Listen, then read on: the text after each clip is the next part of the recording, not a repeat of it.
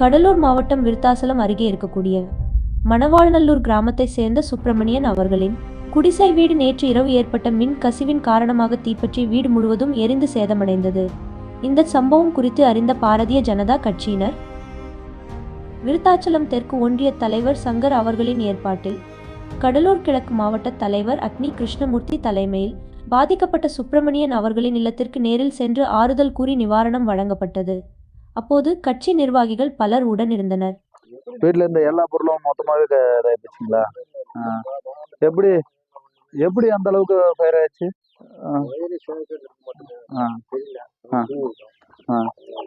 யாருக்கும் பயப்படுற அளவுக்கு ஒன்றும் யாருக்கும் எதுவும் பிரச்சனை இல்லைல்ல?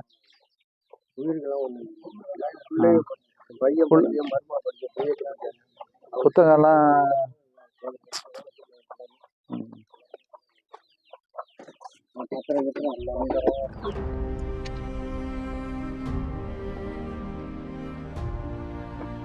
பார்த்துக்குமா, சரிங்களா? இதுக்கு நம்ம வருத்தம் தெரிவிக்கிறோம். இருந்தாலும் வந்து பார்த்தீங்கன்னா கூரைகள் இல்லாத மாநிலமாக மாற்றணும் தான் பாரத பிரதமர் முயற்சி எடுத்துருக்குது. வீடு ஏதாவது அலாட் ஆயிருக்குங்களா? இதுக்கு பிரதமர் வீடு ஏதாவது வாங்கிக்கிறீங்களா? என்ன ஏற்படும்?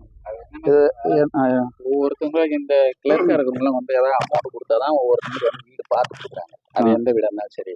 ஒரு ஏழைப்பட்டவங்க இருந்தால் உடனே வந்து அவங்க வீடு கொடுக்க யோசிக்கிறாங்க. ஒரு 25,000 இல்லை 10,000 பணம் கொடுத்தா மட்டும்தான் ஆர்டர் போடுறாங்க. சரி, இது எதுவுமே செய்ய மாட்டாங்க. இது ஒரு நம்ம வந்து ஒரு அது அவங்களோட தவறு இல்லைன்னா, காலங்காலமா வந்து இந்த அரசியல் கட்சிகள் வந்து அப்படியே பழகிட்டாங்க.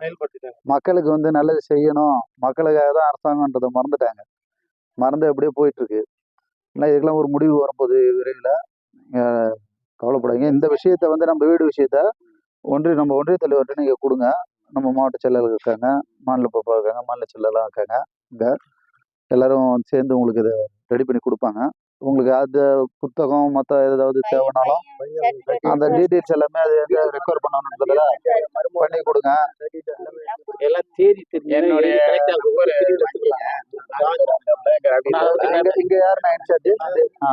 ஒரு அண்ணா இன்சார்ஜ் இருக்கா, அவங்கள்ட்ட டீட்டெயில் கொடுங்க. தம்பி இருக்காவிலையா, அவங்கள்ட்ட டீட்டெயில் கொடுங்க. அவங்க நிர்வாகிகிட்ட கொடுத்து உங்களுக்கு அது ரெக்கவரிலாம் வாங்கி தந்துடுவாங்க. வீடு அந்த விஷயம் வந்து நாங்கள் வீடியோட்ட பேசிட்டு கலெக்டரேட் வரைக்கும் நாங்கள் சொல்லி விட்டுறோம். சரிங்களா? வாங்கி ஏதாவது ரெடி பண்ணி கொடுங்க.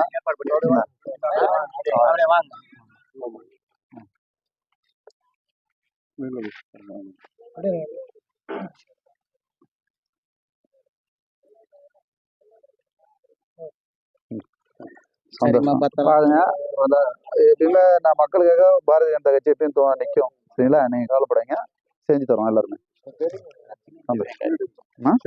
இது எவ்வளவு பெரிய மூட்டை?